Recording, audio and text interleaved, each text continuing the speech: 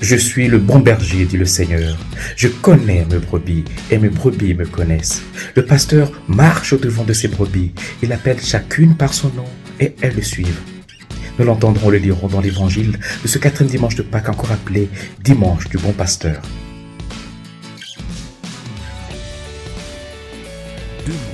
Deux verbes retiennent mon attention. Le Seigneur Jésus dit que ses brebis l'écoutent et le suivent. Écouter et suivre. Il ne s'agit pas seulement d'écouter, mais aussi de suivre. Comme pour dire qu'écouter la parole de Dieu ou la lire chaque jour, aller à la messe au culte chaque dimanche, c'est bien beau, mais cela ne suffit pas. Encore qu'il faille suivre le Christ. Le suivre, non pas la manière des suiveurs ou des followers sur nos réseaux sociaux qui peuvent s'abonner à une page ou suivre un influenceur ou une influenceuse sans nécessairement aimer ce qu'ils publient ou adhérer à ce qu'ils disent. L'Évangile aujourd'hui invite le disciple que je suis à suivre le Christ tel une brebis qui suit son pasteur et qui en toute confiance se laisse conduire par lui vers les lieux sûrs et être nourri par lui sur des verts pâturages. Ailleurs, le Christ dira « Si quelqu'un me sert, qu'il me suive. Et là où je suis, là aussi sera mon serviteur. Si quelqu'un me sert, le Père l'honorera. » Alors la question que je me pose est de savoir, mais où donc est le Christ pour le suivre aujourd'hui ? Je serais tenté de me dire que, d'après les témoignages des évangiles, Jésus ressuscité est monté au ciel et est désormais auprès de son Père, d'où il reviendra un jour. Et la question serait donc réglée. Mais une lecture attentive des Saintes Écritures vient un peu compliquer les choses, surtout lorsque Matthieu nous rapporte ces paroles du Seigneur qui, en montant au ciel, dit à ses disciples « Je suis avec vous tous les jours, jusqu'à la fin des temps ». Il y a aussi ces fameux disciples d'Emmaüs qui, après la résurrection, cheminent avec lui sans le savoir, jusqu'à ce qu'ils le reconnaissent alors qu'il rompt le pain pour eux, comme il avait fait lors de son dernier repas. Et notons qu'il est écrit qu'au moment même où ils le reconnaissent, le Christ disparaît. Chers amis, notons que si le ressuscité a bien un corps, il est désormais difficile de lui mettre la main dessus. Et justement, si le tombeau ne l'a pas retenu, les murs non plus ne le retiennent pas.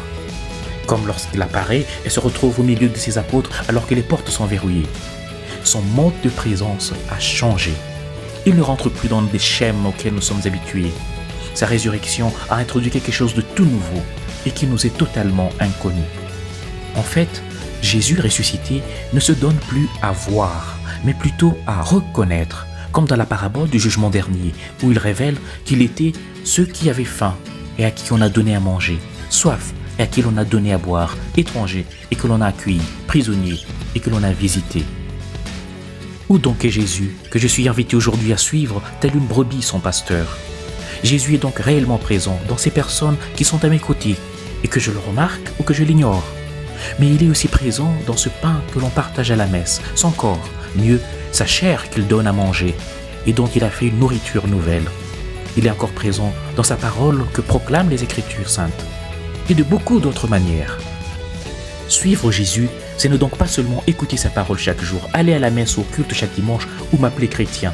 Le Seigneur Jésus lui-même a dit « Ce n'est pas en me disant « Seigneur, Seigneur » qu'on entrera dans le royaume des cieux. » Le pape François disait un jour « Il vaut mieux vivre en athée que d'aller à l'église et détester les autres. » Combien de fois voyons-nous le scandale de ces gens qui passent la journée à l'église ou qui y vont tous les jours et qui vivent ensuite pour haïr et dire du mal des autres.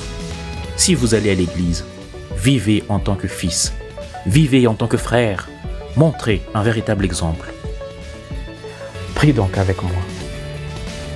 Seigneur mon Dieu, aujourd'hui, je veux suivre ton Fils de plus près. Garde-moi du scandale de vivre dans la contradiction de la haine, de la médisance et d'une vie non conforme à celle d'un vrai disciple de ton Fils, Jésus-Christ notre Seigneur. Amen. Et que le Seigneur te bénisse et te garde, ta famille et toi-même, au nom du Père et du Fils et du Saint-Esprit. Amen. Bon dimanche chez vous.